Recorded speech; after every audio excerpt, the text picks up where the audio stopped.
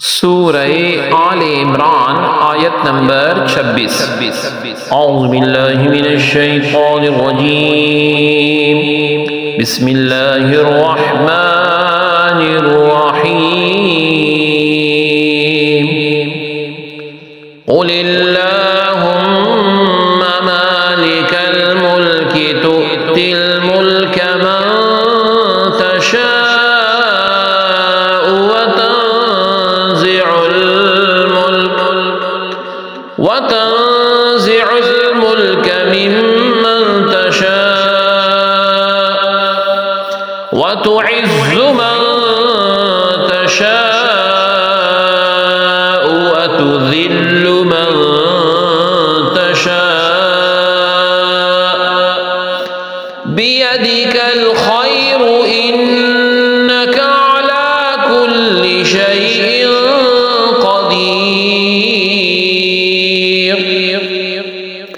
لفظی ترجمہ ہے، قل کہو اللہم اے اللہ مالکا مالک الملکی بادشاہی کا تؤتی تو دیتا ہے الملکا سلطنت من جسے تشاء تو چاہتا ہے وا اور تنزع تو چھینتا ہے الملکا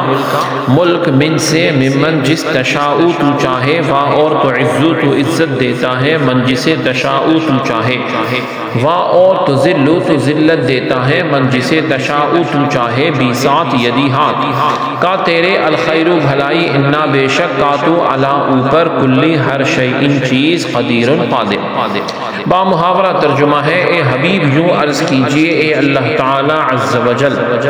سلطنت کے مالک تو جسے چاہے سلطنت عطا فرما دے اور جس سے چاہے سلطنت چھین لے، اور تو جسے چاہے عزت عطا فرما دے اور جسے چاہے ذلت دے، ساری بھلائی تیرے ہی دست قدرت میں ہے، بے شک تو ہر چیز پر بڑی قدرت والا ہے۔ آیت کی تفسیر میں فرمایا گیا قل اللہم مالک الملکی، یوں عرض کرو اے اللہ مالک کے ملک کے یعنی ملک کے مالک۔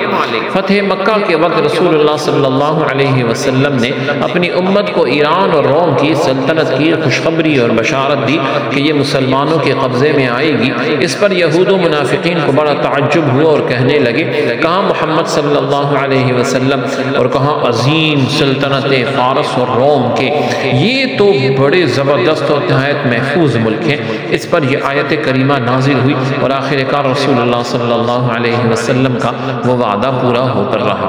سلطنت و حکومت بلکہ کائنات کا ذرہ ذرہ رب العزت کا ملک ہے، جسے چاہے عطا فرمائے۔ کتنی بڑی بڑی سلطنتیں گزری جن کے زمانے میں کوئی تصور بھی نہ کر سکتا تھا کہ یہ بھی کبھی فنا ہوں گی، لیکن اللہ مالک الملک زبردست قوت و قدرت کا ایسا ظہور ہوا کہ آج ان کے نام و نشان مٹ گئے۔ یونان کا سکندر اعظم کو دیکھیں، عراق کا نمرود دیکھیں، ایران کا کسرا تھا، نوشیروان تھا، زحاق تھا، فریدون جمشید،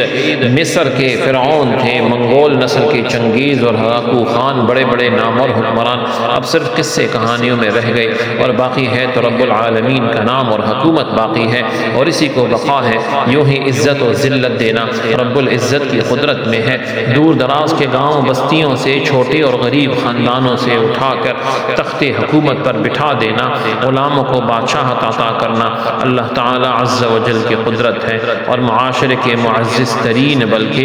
دوسروں کو عزتیں اور خلعتیں بخشنے والے کو ذلت و گمنامی کے عمیق گڑھوں میں پھینک دینا اسی احکم الحاکمین مولا تعالی کی قدرت ہے۔ رب العزت ہم سب کو دنیا اور آخرت دونوں کی عزتیں عطا فرمائے۔ سبحانک اللہم و بحمدک، اشہد ان لا الہ الا انت استغفرک و اتوب الیک، وصلی اللہ تعالی علی خیر خلقہ محمد وعلی آلہ واصحابہ اجمعین برحمتک یا ارحم الراحمین۔